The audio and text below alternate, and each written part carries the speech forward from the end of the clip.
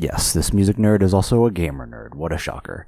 I am deciding to try my hand at a best of the year video game list. This is going to be quite different from my music lists for a couple of reasons. First is this isn't really a curated list of recommendations so much as it really just is a blog post. It's a top 7 because I only played 7 games from 2023, but I love them all enough to shout them out. The second main difference is that I do truly pride myself on being a music nerd whose underlying goal in life is to continuously grow my encyclopedic knowledge of music history, different genres, scenes, how they developed, and all those juicy details. In contrast, my knowledge of video game history is very rudimentary, so please pardon me if I say or miss anything that's really obvious. Also, while going through this list, I'll do my best to avoid major story spoilers, but I'm going to talk about these games in pretty good detail, so there will be minor spoilers or gameplay spoilers and stuff like that. Nothing that will hopefully make the game not worth playing for you, but you've been warned. But all that's to say, I like video games and I want to talk about them, so let's kick things off with my number 7 entry, Octopath Traveler 2. As you're about to find out, I am a big fan of RPGs, and especially JRPGs. Octopath Traveler 2 is a JRPG developed by Square Enix and acquired and published by Square Enix. It's the sequel to the 2018 game, Octopath Traveler, which I also played, although this game features a new cast of characters and takes place in a new setting. Let's start with the visuals, as it's one of the main appeals. Put plainly, this game is beautiful. I'm not sure if the developers coined this term, but they call it HD 2D, which is the combination of 16-bit graphics with modern effects. It's an interesting stylization as the character sprites have a nostalgic charm, but the high-definition textures, dynamic lighting, depth of field, and camera angles bring this SNES style into a modern lens. Maybe it's a turnoff for some people, but I think that pixel art is kind of timeless, like it will never look bad. I especially love how the environments are layered. It makes it feel like you're walking around in a little intricately designed diorama when you're exploring. As you might have guessed from the name, the main shtick of Octopath Traveler is that you have 8 different characters that you eventually have to bring together into your party. They each have their own goals and motivations, and this is all set in the 19th or 20th century fantasy world of Celestia. A main complaint I saw about the first game was, what's the point of having 8 different stories that have nothing to do with each other? I don't think this complaint is that important for a couple of reasons. The first being that story-wise, both Octopath games are honestly pretty standard JRPG fanfare anyway, so the story isn't that important and the gameplay is really the selling point. But secondly, in Octopath 1, after you complete all 8 characters' main quests, you get to finish things off in a really interesting endgame that ties all of their stories together in a subtle yet satisfying way. It concludes with the true final boss, Galdera, that you have to use all 8 characters 4 at a time in 2 back-to-back fights to defeat. It ended the game on such a high note. Octopath 2 does a similar thing. There's actually 2 endgame bosses. Galdera returns as one of them, but the other one, Vide, is even more fun in that you use all 8 of your characters at the same time in one single battle to defeat him. Man, seeing all 8 party members tagged in for one epic final battle was awesome. In general, the endgame chapters are super rewarding and are arguably the best parts of both Octopath games. In a lot of ways, Octopath 2 feels like a direct upgrade from Octopath 1. There's a handful of additions and improvements such as exploration via water. Seeing your characters get into individual boats is kind of just adorable and silly, and also the water graphics are fantastic. There's also a day-night cycle, which can sometimes be a gimmick in games, but I think it's well done here. I love that every music track has a daytime and nighttime version. Your characters even have different abilities depending on the time of day, and you can quickly switch between day and night with the press of a button in case you need certain NPCs to be present, or you need to swap to use a specific skill. In general, this game has a lot of really thoughtful quality of life features. Another welcome addition is the inclusion of the Crossed Paths quests, where 4 duos from your party each have their own little questline.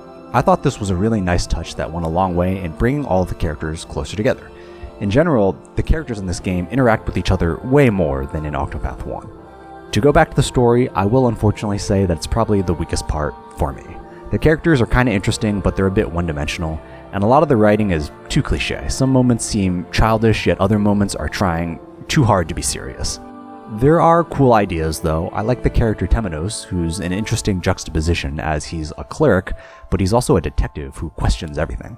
I thought that was a neat combination of background and personality, but Honestly, in the back half of the game, I found myself speeding through a lot of the dialogue and cutscenes just so I could get back to the stuff that I actually enjoyed, which was the combat and the dungeon crawling. So on that note, let's finally delve into the gameplay. If you want a traditional JRPG, then this is exactly what you're looking for. There's a lot of grinding, skills, and inventory to manage, plenty of quests to knock out, lots of min-maxing to be done, a huge map to uncover, and dozens of dungeons and bosses to take down. One thing Octopath does exceptionally well is its class system. Each character has their own class and playstyle, but you can also assign every character a secondary class. This lets you mix and match and get quite creative with your team's composition. And especially in a JRPG like this, where you're leveling up and earning experience all the time, you're encouraged to just try every possible combination out. Also, being able to do combat at double speed is something that every JRPG should have. It makes the grinding way faster and overall makes this a much more comfortable game to play. I'm not gonna lie, I definitely enjoy turning my brain off when playing video games sometimes, so JRPG grinding is a favorite pastime of mine. And of course, this is a JRPG in the truest sense in that it's a massive game. It might take you close to 100 hours to beat everything, including the 2 final bosses. Even I haven't beaten Galdera yet because I kinda gave up. He's way harder in this game than in Octopath 1. But anyway, even though Octopath 2 is starting off this list at the bottom, this is by no means our participation award or anything like that. I really recommend this game. Especially if you're a hardcore JRPG fan, this game is a no-brainer, and everyone should at least give it a try to see how gorgeous the graphics are. Moving on to number 6, I've got another RPG. This time it's the open-world action RPG Hogwarts Legacy, set in the Harry Potter universe. Developed by Avalanche Software and published by Warner Bros. Games under the Portkey Games label. And just to rip the band-aid off, yes, I know J.K. Rowling sucks, she had no direct involvement in this game, so I'm gonna leave it at that. It's no secret that video game adaptations of movies do not have a great track record, as they tend to just be soulless cash grabs. So I went into this game aware of the favorable reviews, but with low expectations, and honestly, I was pleasantly surprised. It delivers on exactly what is advertised. It's a fun, faithful game about magic and exploring Hogwarts. Now, I'm not the biggest Harry Potter fan out there, but it does have a special place in my heart. I watched all the movies as a kid, I read all the books, but it's been several years since I last consumed any Harry Potter media. I think that long break enhanced my experience with Hogwarts Legacy, as I found it pretty nostalgic. Hogwarts Legacy takes place a century before the events of Harry Potter. You play as a Hogwarts student, of course in the house of your choice, and you get to explore Hogwarts, Hogsmeade, the Forbidden Forest, and the surrounding Scottish Highlands as you progress through an entire year at the Wizarding School. The general gameplay loop seems very Far Cry 3 inspired. Not a huge surprise, as Far Cry 3 kind of became the blueprint for a lot of open world games after its release in 2012. So while Hogwarts Legacy is certainly a good game, it's playing it safe by copying a well-established formula. The map is littered with repeatable tasks, collectibles, and it's even split into 2 halves, as you need to progress far enough through the story to reach the second half. There's no Quidditch in the game, sadly, but you can traverse the map by flying on a broom, which is fairly fast and exciting. You even have a great string of side quests where it's basically a time trial broom race with epic music. There's plenty to do in this game. You spend a lot of time attending classes, but also solving puzzles, fighting monsters. There's even a dueling club that you can join, which I genuinely found pretty difficult, probably because I tackled it early in the game before unlocking more powerful spells. The game is played from a third-person perspective, and it surprisingly kind of plays like a shooter in some ways. You spend your year learning different spells, there's a skill tree for you to level up, and the way you configure multiple sets of spells and can easily swap between them mid-combat is super sleek. There's a color-coded counter system, you can string together combos, dodge and parry attacks. All this makes fighting a large group of enemies really engaging and just plain entertaining. One thing that I didn't anticipate loving so much is the Stardew Valley-esque Room of Requirement, which is your own personal space where you can decorate, upgrade your gear, brew potions, grow plants, and even take care of mystical creatures. For whatever reason, a large part of the game revolves around rescuing animals and fighting poachers, which was an unexpected but entertaining touch. The act of putting together these little sanctuaries where you feed and care for animals was moving, and the music in these areas is really uplifting as well. Not gonna lie, it kind of tugged on my heartstrings a bit. And the main story, unfortunately, is a bit bland for me. There's trolls, goblins, ancient magic, artifacts, all stuff you probably could have guessed would be present. At least there's no major missteps.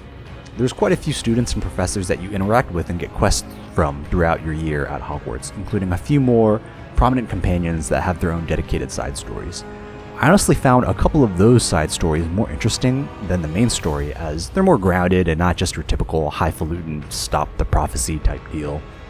There's Sebastian of House Slytherin, who tries to unravel the secrets of dark magic in an attempt to cure his sister of a strange illness. His questline is the only way to learn the dreaded yet iconic Avada Kedavra. There's also Poppy, who helps you take down an illegal animal poaching ring. Graphically, everything looks pretty great. There were some minor lighting and sound issues that I ran into, but for the most part, my playthrough was very smooth, which was impressive given the size and variety in this world. For a game that's supposed to immerse you in a cinematic universe, it definitely looks the part superbly well. I also love that the world goes through the different seasons as you progress through the story. I mean, I grew up on those Harry Potter Christmas marathons, so being in the Wizarding World in the wintertime is pretty cool. And while I'm talking about visuals, I gotta give props for the transmog system. Transmog, if you're not familiar, is the ability in game design to replace the appearance of your armor with other items that you find more cosmetically pleasing. This way you can wear the gear with the best stats while still looking the way you want. It's such a simple, small detail, but man, it kind of feels like every game should have it, when instead it often gets overlooked. Also, one of the first things that comes to mind when I think of Harry Potter is John Williams, and while he isn't the composer here, Hogwarts Legacy's music is heavily inspired by him, which is terrific. So yeah, if you have a soft spot for Harry Potter at all, then this is an obvious must-try. It's a lot of fun, and you can easily spend dozens of hours enjoying it. At the number 5 spot, I've got Fire Emblem Engage, developed by Intelligent Systems and published by Nintendo. Another RPG and another JRPG, can you believe it? This time it's more of a tactical RPG, and it's the 17th mainline installment in the Fire Emblem series. Despite being in the lower half of this list, this is actually one of my most played games from 2023. I think that says more about me and my preferences than anything, but still, this is a great game that I definitely recommend. A huge reason that I played Fire Emblem Engage so much is that it's just easy to play a lot of. Some games, while they're great, are kind of demanding. Sometimes it's like sitting down to watch a movie. You gotta give your full attention for 2 or 3 hours, and then afterwards, you might need to decompress for a bit. This game is kind of the opposite. It's just addicting as hell and straightforward to play for hours on end. It suffers from the classic strategy game one more turn syndrome, where you might be playing late at night, the day is done, and you're winding down, you need to sleep soon, and you're thinking, I'll just play one more turn. But you end up saying that way too many times, and suddenly it's like 4 in the morning. Not gonna lie, that happened to me more than once with this game. The gameplay is split into 2 parts. The first is the iconic chess with hot anime characters that Fire Emblem is known for. You have your team and you fight an enemy team on a grid-based map with varying terrain. You take turns moving characters and initiating combat. I could spend like an hour just breaking down this aspect of the game, but I'll leave it short and sweet and say that Fire Emblem's combat is one of the most addicting gameplay loops on Earth. After battles are done, you return to the Somniel, a floating island that acts as a main hub and is where the second main part of the gameplay happens. Here you manage your equipment, inventory, and party members. You train and do activities, and it's basically a social simulation game. This is only my second Fire Emblem game after Three Houses, which also had a huge social sim aspect. I don't know how much that plays a part in older Fire Emblem games. I think some of those games have main hub areas, but regardless, I really like this aspect of Fire Emblem. And specifically, I really like the relationship management called supports that happens between the characters. Basically, when your party members battle or do activities together, they build their bond, and you get these cute little cutscenes of them interacting or arguing or going on an adventure or delving into their pasts. At first, it might seem very surface level and almost like filler, but I don't know, I kind of view it as like a slice of life anime. You unlock scenes and you need to watch each cutscene to continue leveling up a bond. And with this game having like 40 playable characters, you can really stash quite a few of these cutscenes up. Sometimes I would have like 5 or 6 cutscenes saved and then just watch them all in a row while eating lunch. Is that weird? Maybe I played this game a little too much. Story-wise, I sadly have similar and maybe even harsher complaints that I did for Octopath. There are a lot of really fun characters and personalities, but simultaneously a huge chunk of them have next to no impact on the actual plot. You can really only see them shine in their support conversations, and outside of that, they show up in 1 or 2 story cutscenes, and that's it. There are a couple of interesting twists in the overall narrative, but the writing and dialogue are painfully cliche at times. In terms of presentation, the CGI cutscenes are pretty cool, and of course, being a Fire Emblem game, there are more than just a couple music tracks that really bang. but the in-engine cutscenes where the character models just stand around are kinda awkward. It's over, Princess Ivy. Surrender. I will not. No! And man, the main protagonist just does not look good. The hairstyle is absurd. This is a minor spoiler, so apologies, but there's even a story reason for why the hair is red and blue, and when that revelation happened, all I could do was roll my eyes. One aspect of the story that I think is a great idea, though, are the emblem rings. There are these magic rings you can engage with to summon spectral versions of heroes from past Fire Emblem games. Just conceptually, and especially in this age where game franchises can have dozens of installments that have next to nothing to do with each other, I love that this mechanic lets players who are new to the Fire Emblem world, like myself, connect with past games and characters. And if you're already a Fire Emblem fan and are familiar with previous entries, then I'm sure this game will hit even harder for you.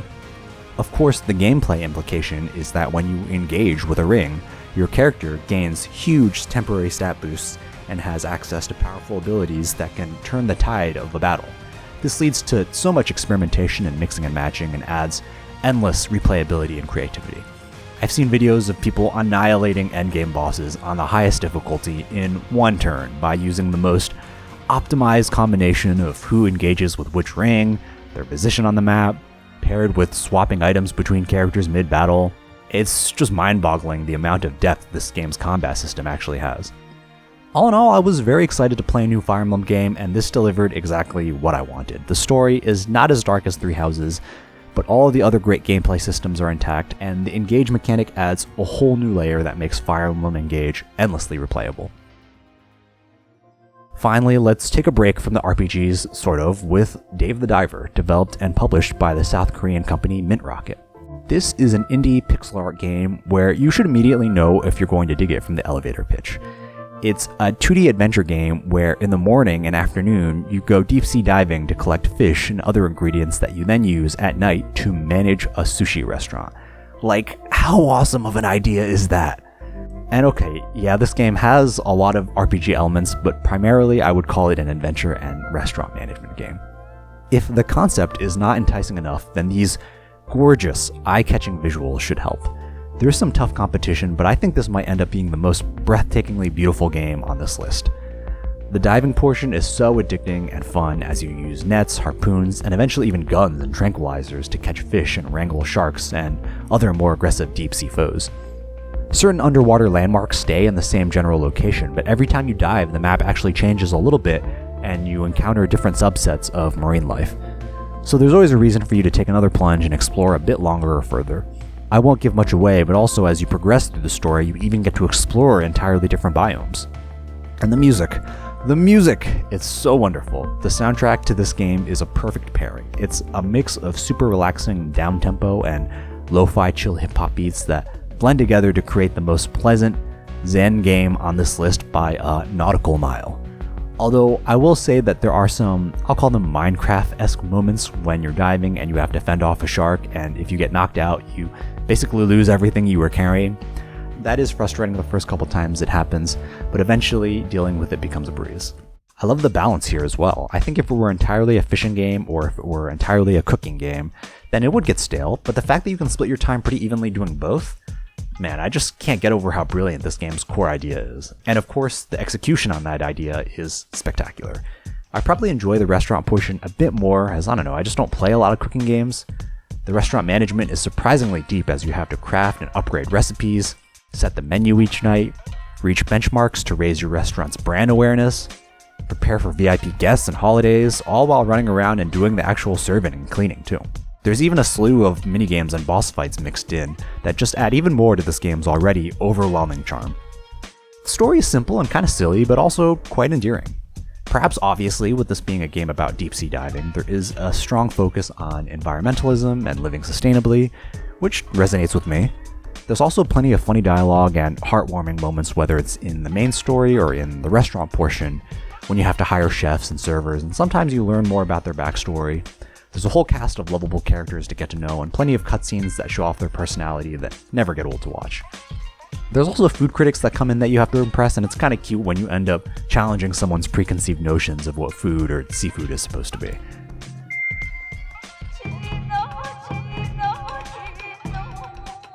Overall, honestly, I don't have much more to say about Dave the Diver, as it's likely the shortest entry on this list, which is more than fine. Not every game has to be a behemoth 100-hour RPG.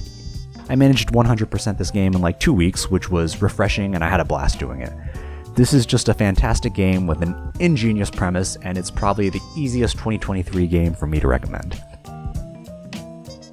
Up next is a game that could not be more polar opposite. That is Armored Core 6 Fires of Rubicon, developed by From Software and published by Bandai Namco.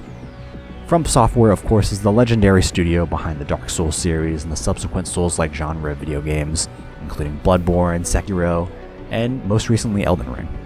Armored Core was one of their original series that started in 1997, and this installment comes 11 years after Armored Core 5. This was actually my first From Software game, so I still have a lot of catching up to do. From Software is famously known for creating very difficult video games, and I'll say that the peak difficulty of Armored Core 6 is pretty brutal. I've heard that compared to their Souls-like games, Armored Core is a very different kind of challenge. It's a lot faster as movement, boosting, and dodging play a crucial role. Speaking of the movement, the handling in this game is like butter. It's so seamless. Visually, I think the game is extremely impressive, and you might think that all these clunky robots and sharp corners and terrain would maybe result in some jankiness, but that is not the case at all. The movement in this game is perfected to a T. Honestly, a lot of the time you can survive just by constantly panic dodging, which, I'm not gonna lie, I still find fun just because it's engaging, but of course reacting to attacks properly is of peak importance. Because the movement is so smooth, it's the perfect recipe to crank up the difficulty. There's no excuses, everything is in your hands in terms of tools and skill. Something I heard about Elden Ring was that it's like a gourmet, all-you-can-eat buffet of towering, epic, and just plain fun boss fights, and that certainly applies here too. The bosses of course move in different patterns, have their own attacks, have weak points behind them or above them, have different ways of being staggered, or you have to fight multiple bosses at once. You're sure to get excited every time you see that big old health bar pop up. The normal missions in this game can be cleared in like 5 minutes, but man, the boss fights can sometimes take hours of just trying and failing over and over. So naturally, the game wants you to switch your build up and try new things, which is a lot of fun as there are plenty of weapons to choose from. You can go long range with missiles and rifles, or you can get up close and personal with shotties and melee. There's even different legs that you can equip that let you jump higher or hover in the air, or you can just be a bulky, durable tank that never leaves the ground. I do unfortunately have a complaint here though. I know there's been some balance patches since I last played, but man, it was kinda lame that some weapons were flat out way more overpowered than others.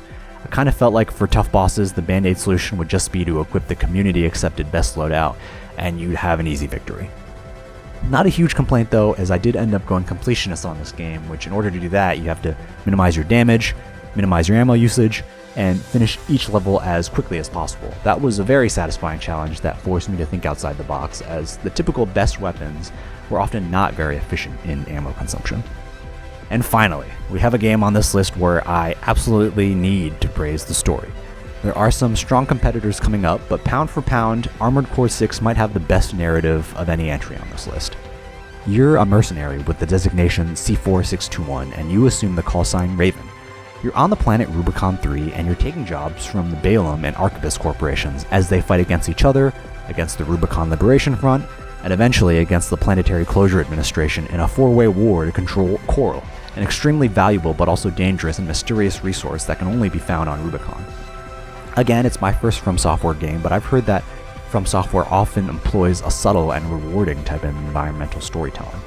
This game has cutscenes and dialogue, and all that backstory I mentioned is nice, but when you first boot it up, you're immediately thrown into gameplay, which is fighting mechs.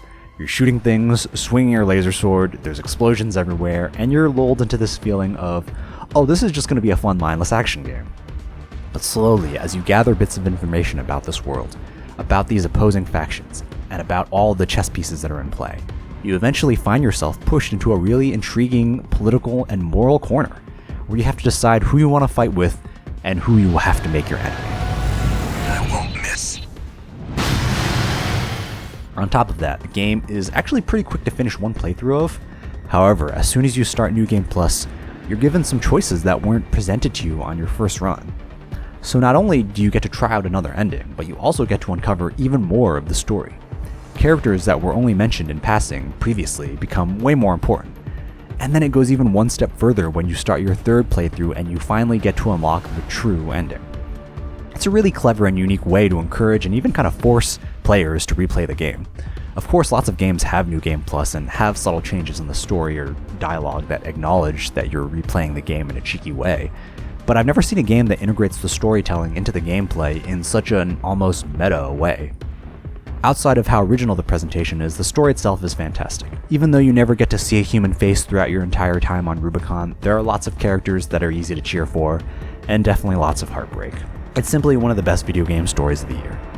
In addition to the story mode, you have some less strings-attached combat in an arena mode, where you basically get to fight every character in the game, and it's just some full-throttle 1v1 goodness. Also, the music here is hype as hell. Overall, this is a phenomenal package of a game. The story is great, and the gameplay is an absolute joy to master.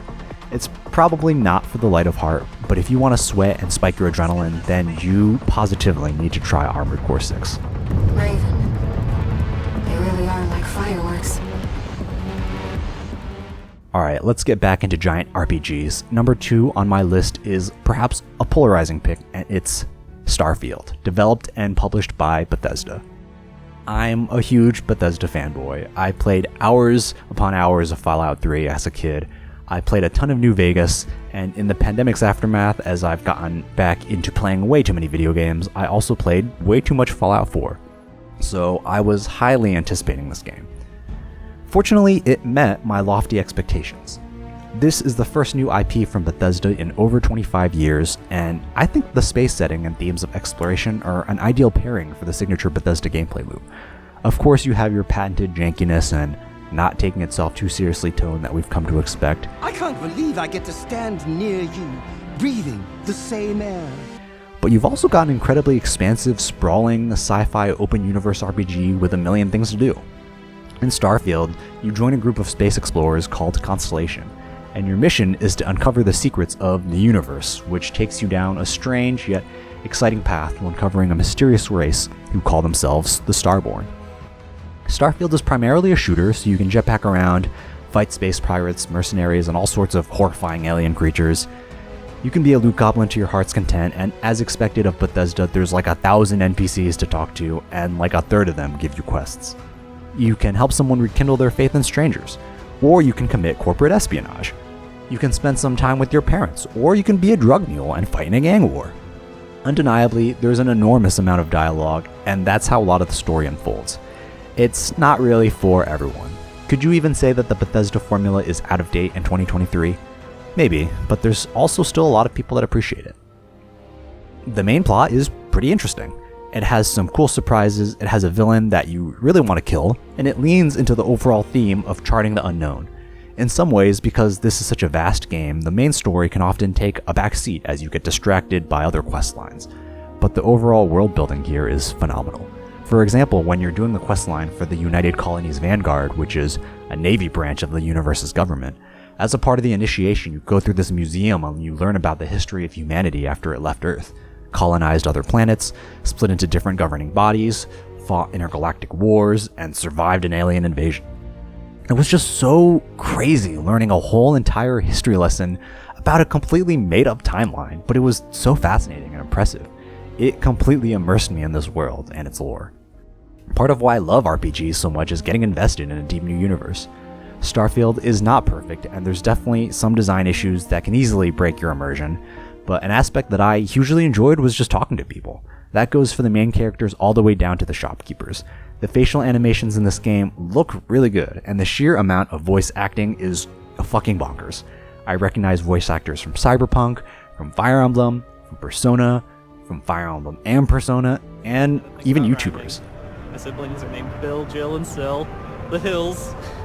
What a thrill! Starfield is filled with interesting characters that are fun to interact with, and that went a huge way in creating an immersive experience. While I'm on the graphics, I'll say that overall they were fantastic. My PC rig is pretty strong, it can't play the newest best looking games on like ultra everything settings, but it can play on high settings very smoothly, so I didn't experience any major bugs or glitches. The environments are beautiful, and the scrupulous amount of detail that was put into every little knickknack that you can pick up is staggering. And as always, at any time in game you can switch between first and third person view, which I have always thought was a nice touch in Bethesda projects.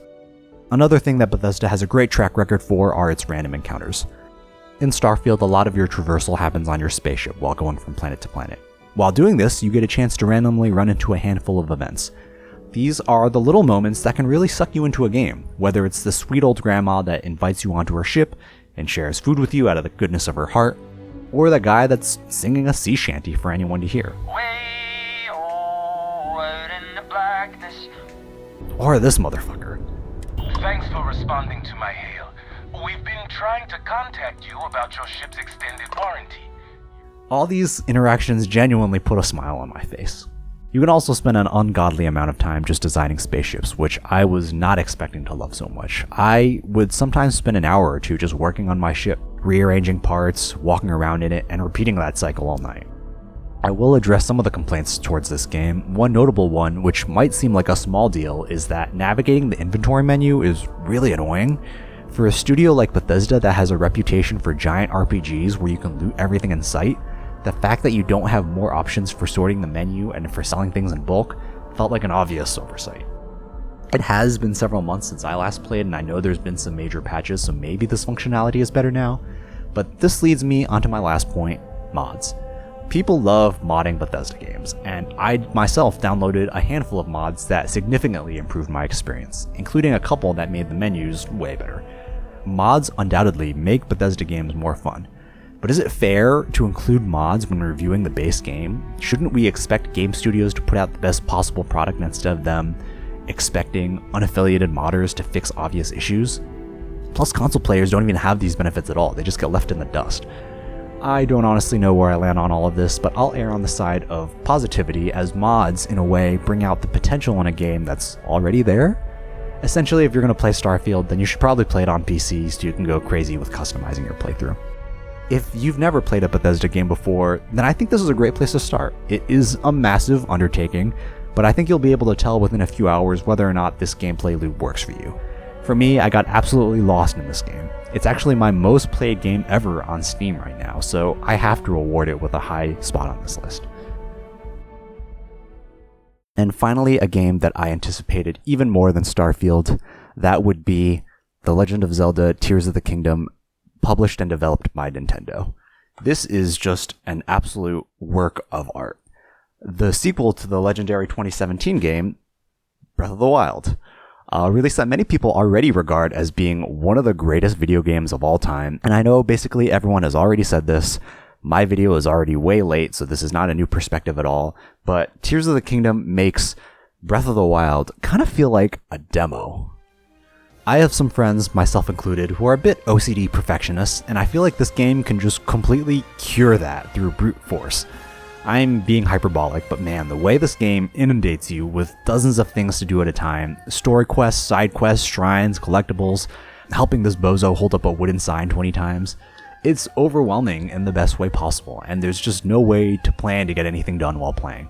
You just have to accept it and go with the flow. Tears of the Kingdom uses the same map and visual assets as Breath of the Wild, but features new gameplay mechanics and even entirely new additional areas.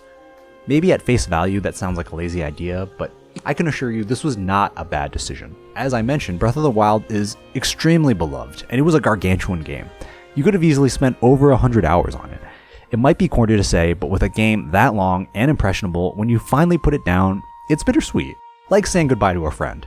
So to be able to return to that same Hyrule is just such a special opportunity. Story-wise, the game takes place an indeterminate number of years after Breath of the Wild, maybe somewhere around 10 years give or take. The layout of the map is the same, but certain things have shifted, like the shrines and Koroks are in different locations. Also, a ton of rubble has fallen from the sky for story reasons, so you get to re-explore and reconnect with Hyrule. Almost all of the characters return too, so you get to see what everyone has been up to. All of the townsfolk are rebuilding after the calamity, and you get to help them out in a bunch of different ways. Purah, for whatever reason, has become a total baddie. The most advertised major change is the inclusion of an entirely new area in the sky. You have these sky islands, as they're called, and some are bigger, and some are clumped together, and you even have portions that you have to travel through for the story. And this whole idea is just fucking awesome. That initial sequence when you dive through the air and see the title card and the music is swelling, man, that gave me chills. The whole sky portion of the map is just so wonderful, and it makes Hyrule feel even more limitless and alive, which is crazy because that was like one of the core appeals of Breath of the Wild.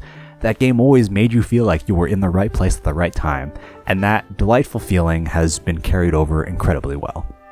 You also have caves and underground tunnels scattered all over the land, so you're exploring and you see a hole in the ground or in the wall, and you could just go there and explore it and spend like 20 minutes in there. Yet another thing that this game distracts you with. And if all of that was not enough, you somehow even have an entire underground area called the Depths that is dangerous, shrouded in darkness, and that you have to illuminate little by little. I remember early in the game, I visited the old Yiga clan hideout and there was nobody there, and I was kind of sad. I was like, dang, there's no Yiga clan in this game? But then I randomly dove into one of the holes that leads to the Depths, and I stumbled upon an entire fort where Yiga clan members were flying planes and fucking Range Rovers and were protecting a cache of treasure, and I was just like, holy crap, the Yiga clan migrated to the literal underground and now is operating even more covertly than before. That is just absolutely perfect. In terms of gameplay mechanics that they've added, it would take me like an hour to thoroughly go over all of it. For example, in Breath of the Wild, traversing the land took a huge part of your time, especially building up your stamina so you could climb higher and longer. So since this time the map is basically 3 times as big and would take way more time to cover, they've just added a variety of ways you can conveniently get around. You could just ascend through ceilings now. You can dive all the way from the sky straight through the depths, which always makes you feel like a badass. Even better if you can catch a shooting star along the way. And yet another insane inclusion that I'm not sure anyone foresaw is the incredibly extensive crafting system. You can just build anything. Build whatever you want. Build a boat to cross water or a car to drive across lava. Just add headlights and now you can drive across the depths. Or add wheels to your shield and start skateboarding because why not? Or just fuck all of that and create a literal dragon bomber ship? Literally just build anything imaginable. The sandbox nature of this game is insanely ambitious and impressive. The physics engine in particular is stunningly intuitive. Everything in this game just behaves how you would expect it to in the real world. I remember the first couple months this game was out and people just kept uncovering crazy things that I refused to believe Nintendo could have accounted for. Like, someone built a helicopter that obeys the laws of physics and achieves lift by using rotors. Someone else found out you could use these stakes in the ground to play musical notes. Like, what? I don't even comprehend how that's possible. This all leads to such a clever, open-ended, and rewarding way of solving puzzles that's super satisfying for every individual player. Altogether, this is a magnificent game. So many moving parts and gameplay elements that have to come together seamlessly for this ginormous project to even work, and somehow it just fucking does. This game had huge shoes to fill, it had an insurmountable level of hype, and it somehow lived up to those mammoth expectations. It is without a doubt my pick for the 2023 Game of the Year.